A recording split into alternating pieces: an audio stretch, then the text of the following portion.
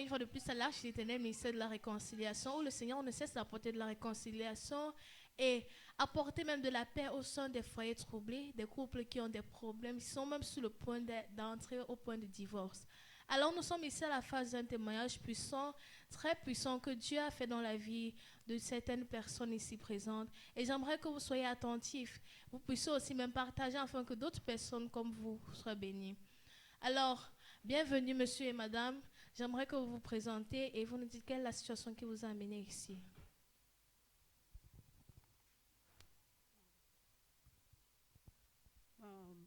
Bonjour peuple de Dieu, je me nomme Massé Nathalie.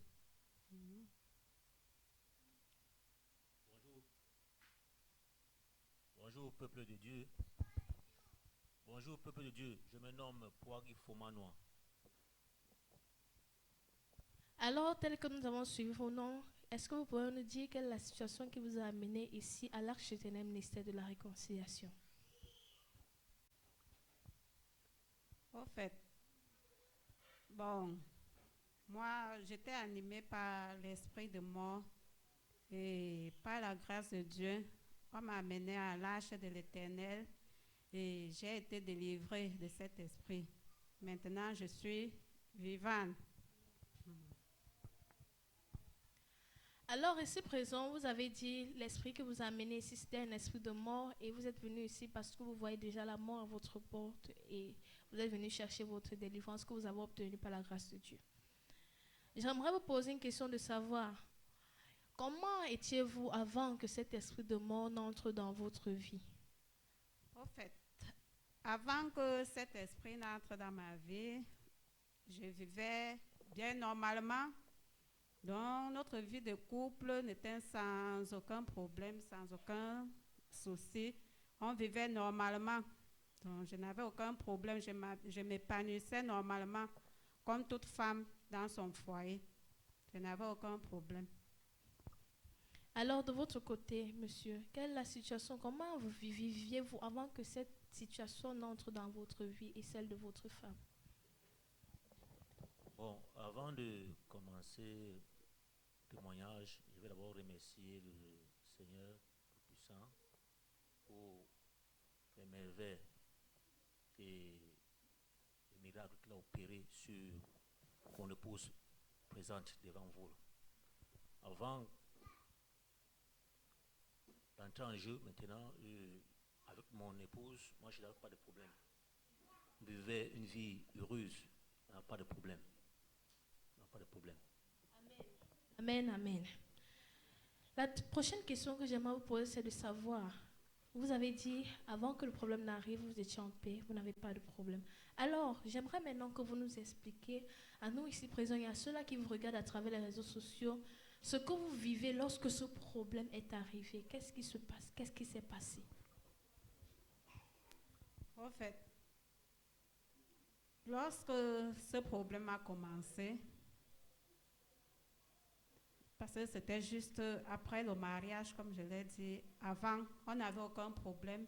Mais lors du mariage, après savoir signer l'acte et tout, c'est là où tout a changé. Je ne voulais même plus ressentir mon mari auprès de moi. Donc, je l'ai même fui. J'ai abandonné la maison. Je l'ai fui. Il n'y avait aucune entente entre nous. Donc, aucune entente, comme je l'ai dit. Tout ce qu'il disait, quand il me parlait, je ne l'obéissais pas. Donc, l'obéissance même a disparu complètement. Je ne l'obéissais pas. Et lors du mariage, comme je l'ai dit, j'ai été, donc, avec tous ces problèmes, j'ai été également animée de cet esprit dont je vous parle là. Donc, quand je restais, je ne me sentais pas bon.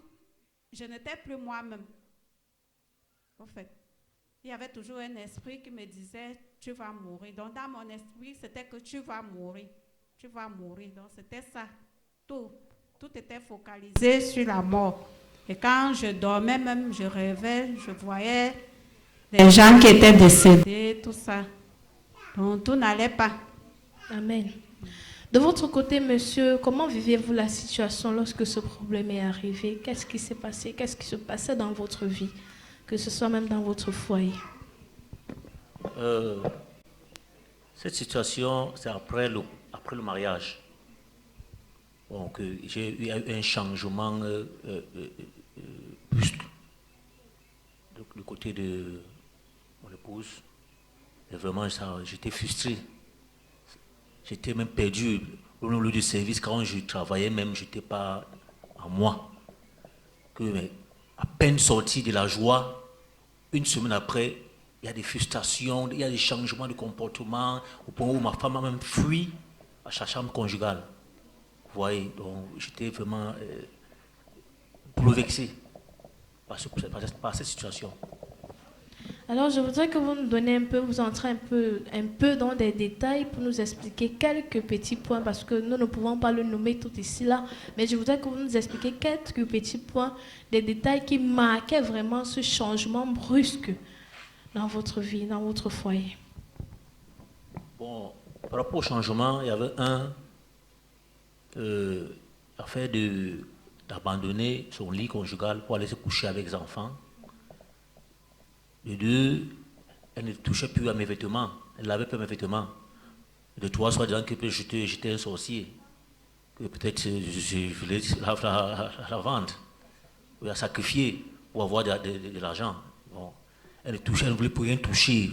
Donc, j'étais vraiment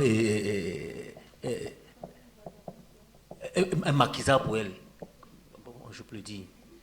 Donc, voilà au moins trois exemples qui m'a beaucoup marqué.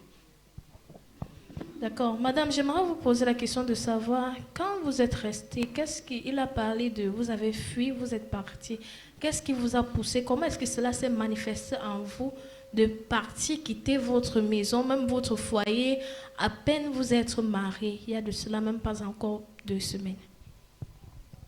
Comme je viens d'expliquer, j'étais marquée par cet esprit-là et je me suis dit comment subitement après le mariage cela m'arrive.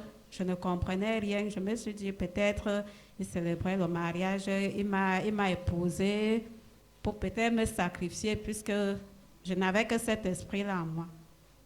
Donc tout pour moi, tout ce qui se passait dans ma tête était la mort, cet esprit-là. Alors, si nous comprenons bien, ça veut dire que dans sa tête, elle pensait que son mari ici présent voulait la sacrifier.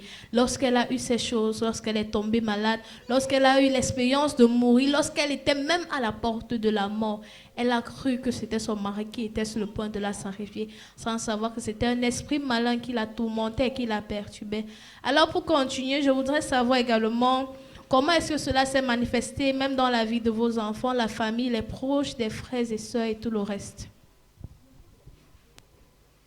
Au fait, même les enfants, eux-mêmes, ils ont vu la manière dont je me comportais, que la manière dont je me comportais n'était pas pareille. Donc leur maman, après le mariage, n'était plus celle avant le mariage. Eux-mêmes, ils ont vu comment ils me comportaient bizarrement. Même dans la nuit, je ne dormais pas. Je disais des choses dont je suis même presque devenue folle. Parce que même ma mère ne m'a pas reconnue. Ma mère a dit, ma fille, elle parlait des choses qu'on ne voit pas, elle dit des choses qu'on ne voit pas. Donc, on était troublés. Certains sont même allés jusqu'à dire que je suis devenue folle, que je suis une folle. C'est moi qui dis à ma mère que je ne suis pas folle. Donc, je lui ai dit, je ne suis pas folle. Alors, monsieur, de votre côté, comment est-ce que cela se manifestait à travers les proches, les amis, la famille, les enfants, les frères et sœurs, même les parents? Bon, vraiment, ça a affecté plus les enfants. Parce qu'au point où sa fille même ne voulait même plus la voir. Mon garçon, puisque les enfants étaient déjà départagés, le garçon était du côté de mon oncle maternel et la fille, non, il y avait le garçon, la dernière était chez mon oncle maternel et la fille était avec elle. Bon, ça a traumatisé la fille au point que la fille est venue à quitter la maison où elle vivait pour rejoindre ses frères. Et un jour, je rentre, je m'en vais, je rentre du voyage pour aller leur rendre visite. C'est là où mon garçon me dit, papa, maman est folle. C'est là où je demande à ma fille, pourquoi tu n'es pas avec maman? Elle dit que non, le comportement de maman, c'est un genre là. Là, j'ai ramené l'enfant et il dit que non, même si ta maman est folle aujourd'hui, tu ne vas pas la laisser. Rentre chez ton oncle, hein, tu vas voir maman, même si elle dit n'importe quoi, il faut sûrement gérer. C'est ça la vie. Disons, une mère, tu ne peux pas abandonner une mère comme ça. C'est là où j'ai revenu les enfants, je les ai parlé. C'est là où la confiance un peu est revenue, peu à peu. Et après, nous sommes tombés sur un de ses frères qui était venu ici avec le même problème. Amen. Avant que nous continuions, j'aimerais que vous nous expliquiez comment est-ce que les amis, la famille, c'est-à-dire vos frères, vos soeurs, ou même les parents, comment est-ce qu'ils voyaient la situation? Quelle était leur réaction, leur part de réaction en voyant cela? Un couple, deux personnes qui viennent de se marier, il n'y a pas encore une semaine, mais déjà, il y a un gros tumulte qui se passe au sein de leur foyer. Non, dans ce côté, je n'avais pas encore évoqué ça à mes collègues, à mes amis.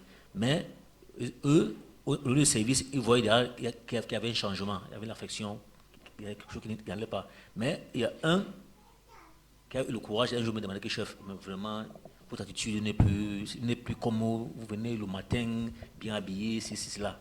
C'est là où il dit que mon frère, comme tu vois là, après le mariage, ma femme a vraiment changé, je ne comprends absolument rien. Ah, il m'a demandé que mon frère, il faut seulement prier. Du côté de la famille, bon, quand on parlait de ça, mes parents n'étaient même pas encore, donc, ne prenaient pas la chose sérieuse. Ne prenaient pas ça au sérieux. Donc, c'est quand elle a commencé à manifester, quand la maman même est venue, elle a vécu la scène, qu'elle a compris que mais vraiment c'était pas du tout facile. Oui. Et comme moi-même j'avais aussi un frère qui est un pasteur, chaque fois il passait, vu l'état comme il avait me constaté, il passait chaque soir prier, il passe la nuit avec eux, le lendemain il va faire ses préoccupations. Et chaque soir, c'était comme ça que ça se passait. Alors, vous avez dit ici tout à l'heure qu'on vous a menacé de tueur, c'est-à-dire que vous voulez tuer votre femme, vous voulez la sacrifier pour faire des rituels, pour avoir de l'argent. Alors, je voudrais que vous nous expliquiez un peu, parlant de ce côté, comment est-ce que vous prenez cette situation? Quels sont les types de situations dont vous faisiez face en voyant cela? Qu'est-ce que les gens disaient par rapport à cela et la famille et tout le reste? Que ce soit même la famille de la femme et tout le monde. Non, du côté de la femme, il n'y avait pas, on ne suicidait personne, mais c'est ma femme elle-même qui, à tout moment, réagissait que c'est moi qui suis l'auteur de sa maladie.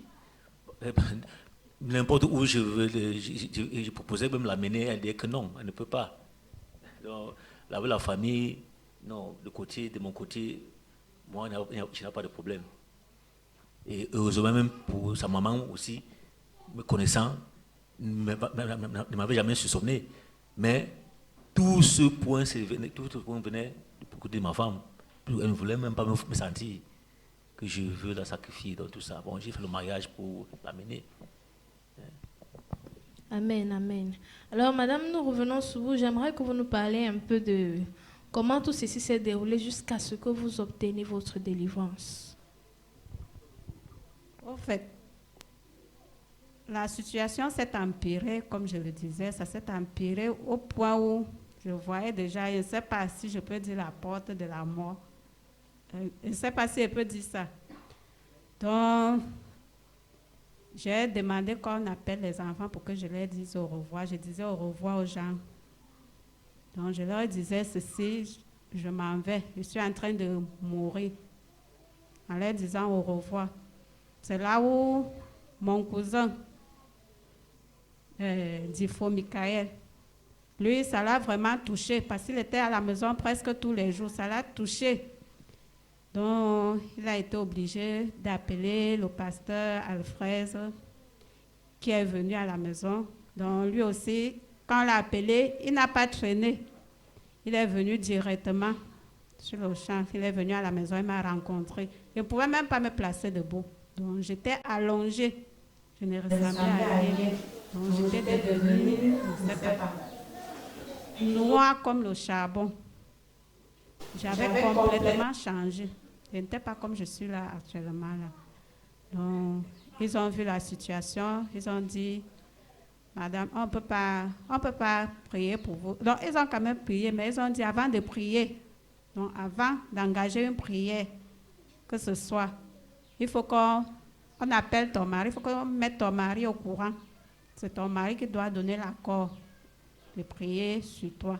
On ne peut pas venir ici, là, séparer un couple comme ça.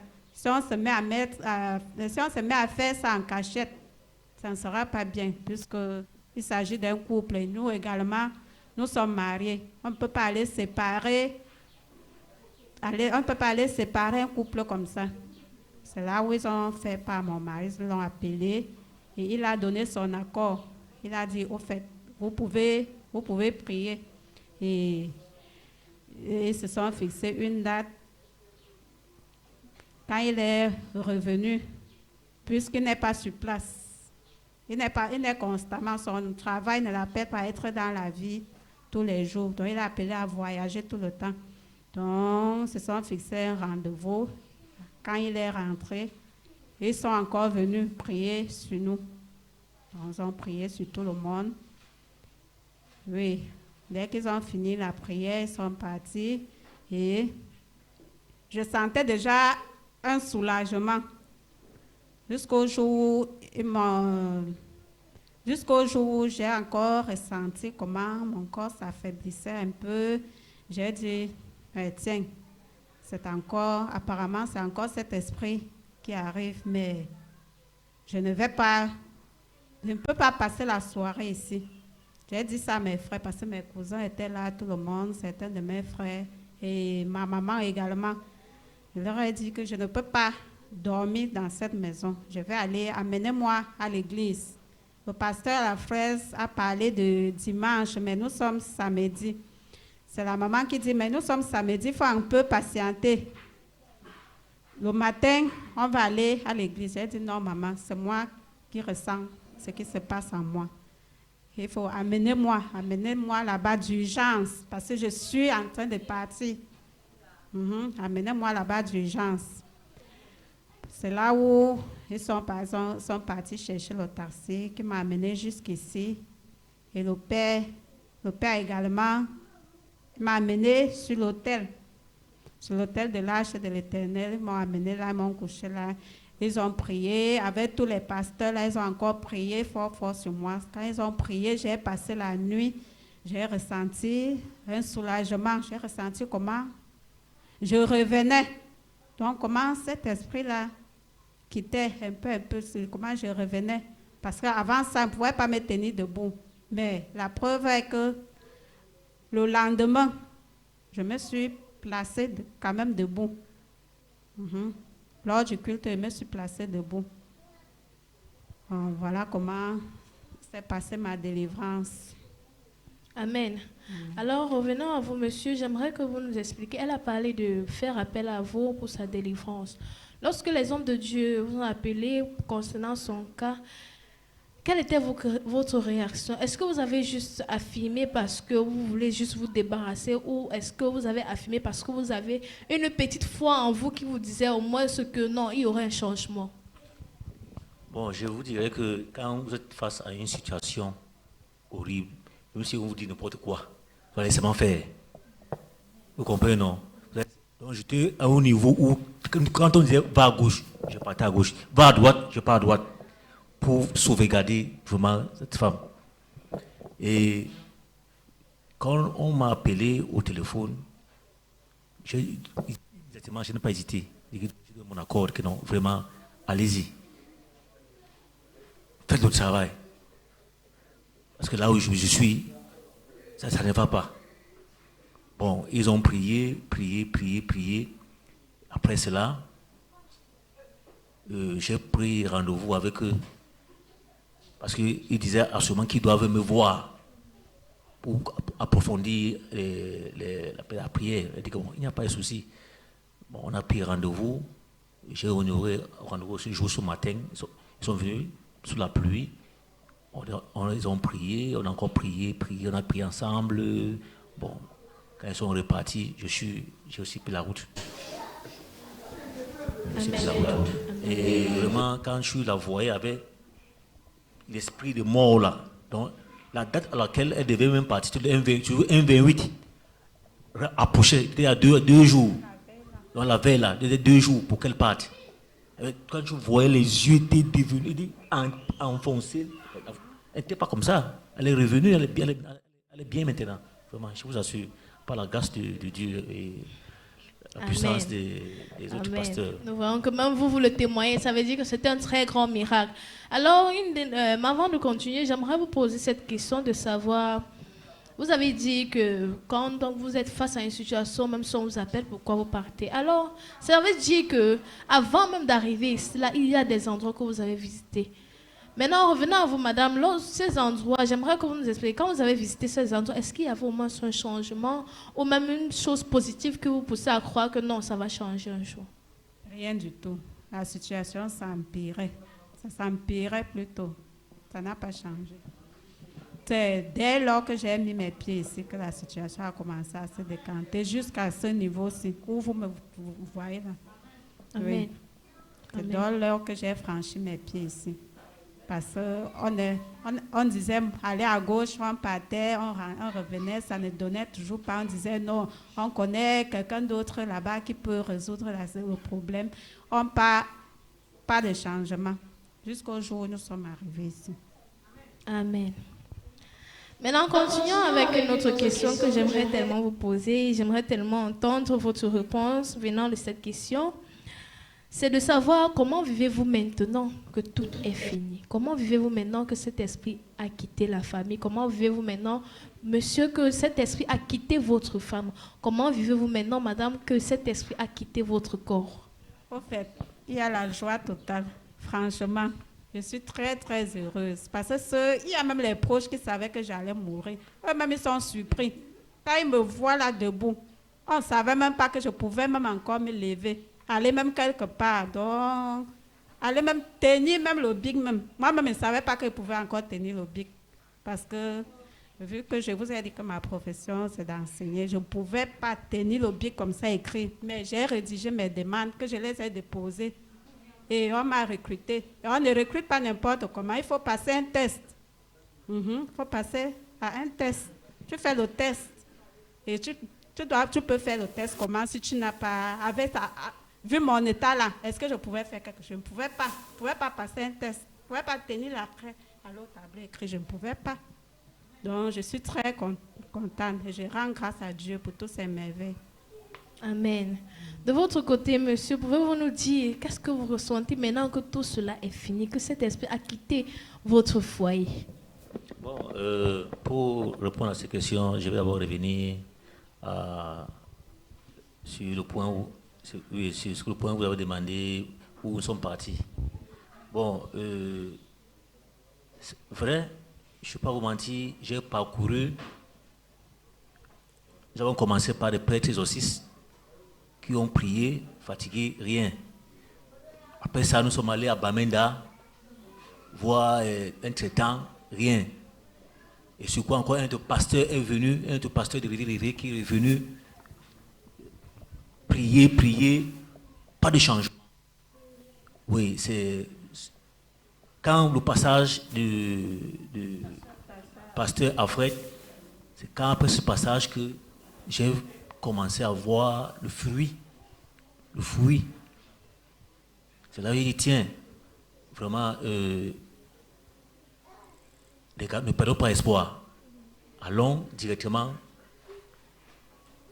à l'église où les frères, Alfred, vraiment, n'hésitons pas, allons-y. C'est là, par là où nous avons commencé à vivre un peu de bonheur bonheur jusqu'à l'heure actuelle, au point je suis maintenant ma femme. Je suis revenu, je suis rentré, nous partageons le même lit ensemble et elle lave déjà mes vêtements. Oui, alors que c'était pas ça, vraiment. J'ai donc décidé aujourd'hui de venir moi-même vivre là où chaque jour elle sort, elle part. Amen, amen, amen, amen. Quelle joie immense. Amen. Alors, vous allez m'excuser, mais il y a une question que j'ai sautée et que beaucoup de personnes qui ont suivi la première phase de votre témoignage aimeraient comprendre. Vous avez parlé des trucs qui vous arrivaient souvent après qu'elle ait quitté la maison, lorsque l'esprit était encore là. Qu'elle ait quitté la maison, des trucs qui vous arrivaient souvent. Vous avez parlé des cafards, vous avez parlé des gens qui sont venus vous rendre visite, qui n'étaient pas de Dieu. Vous avez parlé de plein d'autres choses. Alors, je voudrais que vous donnez un peu quelques petits détails concernant ces choses. Bon, avant cela même, quand j'étais avec elle, quand on était ensemble, parfois elle se réveille, tu vas vous coucher, les choses tombent à la cuisine, mais tu te demandes, mais tu vas vers minuit, tu te demandes, et ces bruits, tu te demandes, qu'est-ce qui ne va pas? Les choses tombent à la cuisine, mais tu te lèves, tu vas à la cuisine, tu ne vois pas, tu ne vois rien.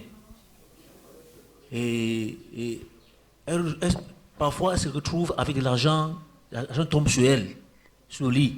Oh, moi, je suis couché, je n'ai rien sur moi, mais le matin, on trouve l'argent sur le lit. Et des souris que j'ai eu à tuer, mais quand vous voyez les souris, les deux types, il y a certains qui avec le bec long et noir, et les cafards que j'ai tués, remplis le seau de beurre que vous voyez là. Donc, vous voyez plein de choses comme ça qui m'arrivaient, qui arrivaient chez moi. Donc, j'ai passé vraiment une vie pas possible. Du miracle, vraiment.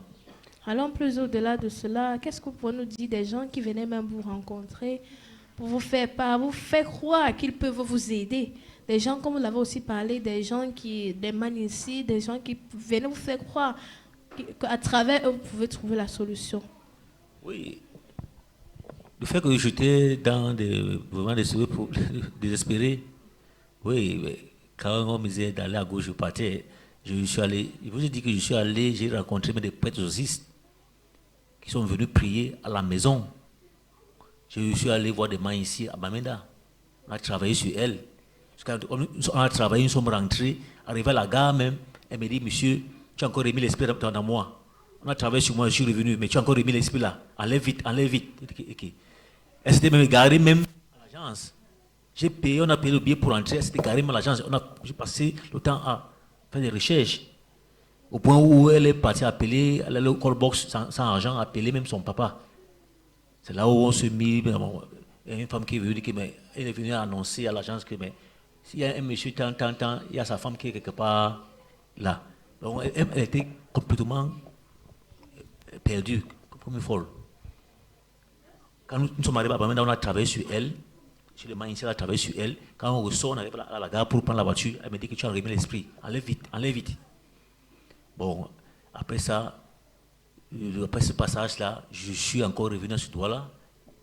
On n'a pas fait 2 jours. J'ai appelé encore un autre. On m'a indiqué un autre prophète sortant du sud-ouest de Boya.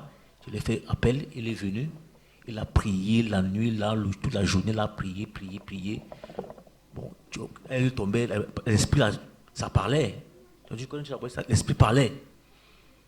Et quand on a fini, bon, j'ai pris la route, lui-même il a pris la route. On m'a appelé le soir là, que non, ça ne va pas. Je dis, mais comment? Là, on vient d'enlever l'esprit dans toi. Tu me dis encore que ça ne va pas. Comment? Là, j'étais dépassé. C'est là où sa maman, c'est là où on me fait appel, on me dit que non. Il y a une église, il y a Ange et l'Éternel. Il dit que papa, comme vous voyez, là où je suis là, allez seulement. Allez.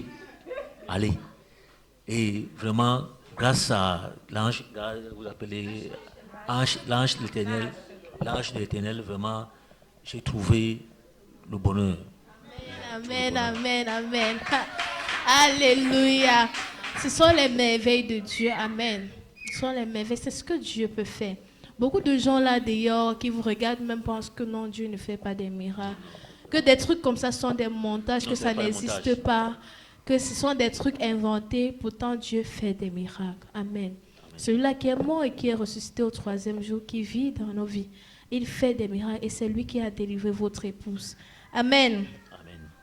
Donc, c'est-à-dire, si nous comprenons bien, ça veut dire que vous étiez destiné à mourir le 28 juin. 28. Et c'est le 27 juin que vous trouvez votre délivrance. Pouvez-vous nous donner quelques petits détails concernant cette période-là? Franchement, si je ne venais pas ici, au 27 là, non, je partais. Le lendemain, là, n'allait même pas me dormir. Le 28 là, même, je partais. Franchement, c'est dès lors que j'ai mis mes pieds ici que tout s'est rétabli. C'est rétabli. Franchement, parce qu'il y avait une date. Il y avait une date. Et exactement, quand je disais au revoir aux gens, c'était à la veille de cette date. Que je D'où était disais au venue la revoir date, aux s'il gens. vous plaît? Hein? D'où était venue la date de Donnez votre mort? La date. D'où était venue la date de votre mort? D'un rêve. Donc, je me couche comme ça. Dans le rêve, on vient me dire que tu vas mourir le 28.